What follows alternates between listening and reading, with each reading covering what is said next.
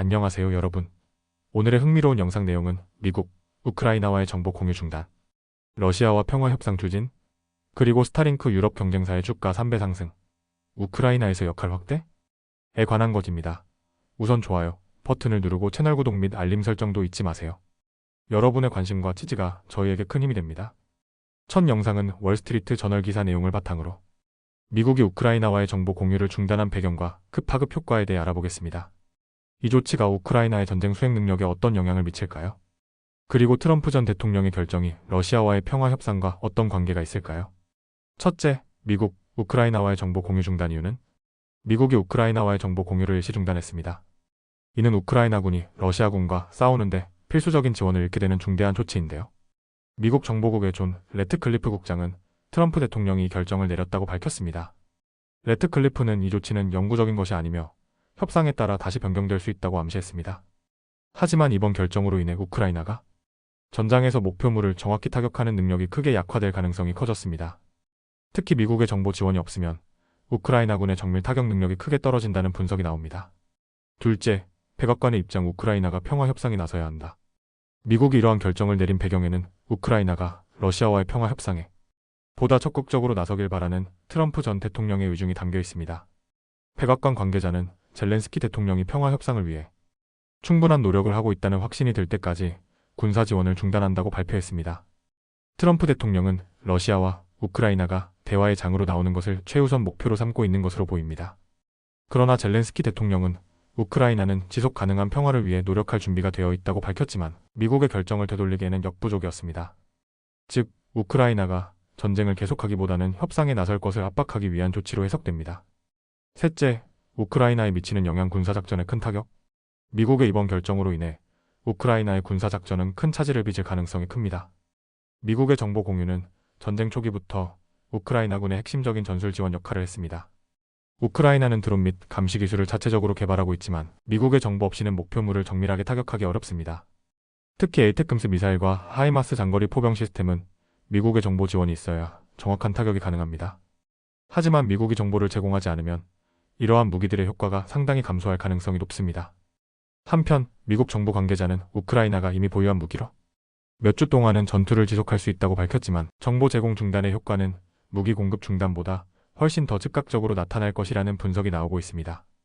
넷째, 러시아의 반응. 미국이 결국 한 발 물러섰다?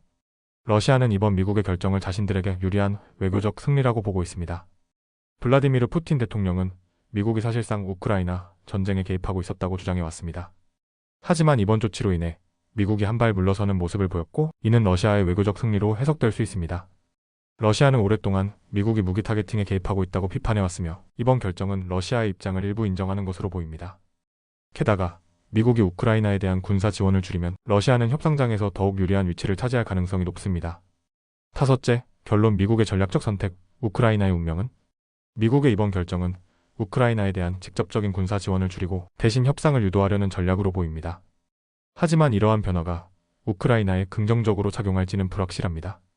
미국의 정보 지원이 중단되면 우크라이나군의 전장 가시성이 제한되고 러시아군을 정밀 타격하는 능력이 감소할 수 있습니다. 이는 결과적으로 우크라이나가 불리한 조건에서 협상 테이블에 앉게 될 가능성을 높일 수 있습니다. 한편 푸틴 대통령은 이를 러시아의 외교적 승리로 활용하려 할 것입니다.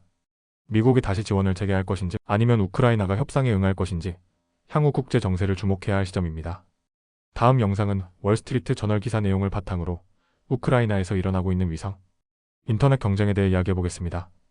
스타링크의 주요 유럽 경쟁사인 유텔세대 주가가 최근 급등했으며 이 회사가 우크라이나에서 스타링크를 대체할 가능성이 있다는 소식이 나오고 있습니다. 과연 어떤 일이 벌어지고 있는 걸까요? 첫째, 유텔세 CEO 우크라이나에서 스타링크 대체 가능. 현재 일론 머스크의 스타링크는 우크라이나에서 중요한 역할을 하고 있습니다. 전쟁 초기부터 약 4만 개 이상의 위성 단말기를 제공하며 러시아의 통신망 공격에도 우크라이나군과 정부가 안정적인 인터넷을 유지할 수 있도록 돕고 있죠. 하지만 최근 유럽 지도자들 사이에서 스타링크 의존도를 줄이고 유럽 기업을 지원해야 한다는 논의가 활발해지고 있습니다. 이에 따라 프랑스의 위성 운영사 유텔세대 CEO 이브 베르네케는 우크라이나 내 스타링크 단말기를 대체하는 방안을 적극적으로 검토 중이라고 밝혔습니다. 그녀는 우크라이나 전역에서 스타링크를 대체할 수 있을까? 라는 질문을 받았으며 이에 대해 매우 진지하게 접근하고 있다고 말했는데요. 하지만 현재 유텔셋이 보유한 단말기 수는 수천 개 수준에 불과하며 이는 스타링크의 4만 개에 비해 턱없이 부족한 상황입니다. 둘째, 유텔셋 주가 급등. 유텔셋의 주가는 최근 229% 상승하며 사상 최대의 상승률을 기록했습니다. 특히 지난 화요일에는 하루 만에 119% 급등했는데요. 이런 폭발적인 상승은 독일 정부가 우크라이나 지원을 위해 방위 예산을 대폭 증액하겠다고 발표한 영향이 큽니다. 이 발표는 도널드 트럼프 전 미국 대통령이 우크라이나 군사 지원을 중단할 수도 있다는 입장을 밝힌 것과 맞물려 유럽 내 방산 및 국방 관련 기업들의 주가 상승을 이끌었습니다. 즉, 유럽 각국이 자체적으로 방산 및 통신 인프라를 강화해야 한다는 분위기가 형성되면서 유텔셋이 주목받고 있는 것이죠. 셋째, 유텔셋. 우크라이나에서 스타링크를 대체할 수 있을까? 그렇다면 실제로 유텔셋이 우크라이나에서 스타링크를 완전히 대체할 수 있을까요? 현재 유텔셋은 몇 개월 안에 스타링크 수준의 위성 단말기 공급이 가능하다고 주장하고 있습니다. 하지만 문제는 장비 생산과 물류 지원입니다. 유텔셋은 자체 단말기 생산 시설이 없고 다양한 제조업체와 협력해야 하는 구조입니다. 현재 보유한 단말기로는 단기간에 2,000개 정도 추가 배치 가능하지만 스타링크 수준인 4만 개를 공급하려면 몇 달이 소요될 것이라고 합니다.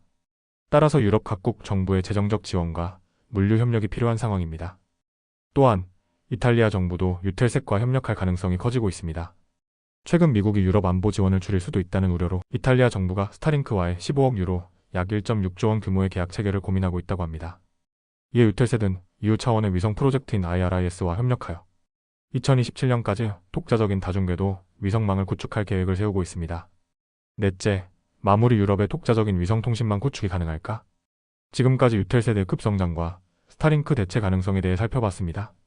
현재 우크라이나 전쟁을 계기로 유럽 각국이 독자적인 위성, 통신망 구축에 관심을 가지면서 유텔셋 같은 유럽 기업들이 더욱 부각되고 있는 상황입니다.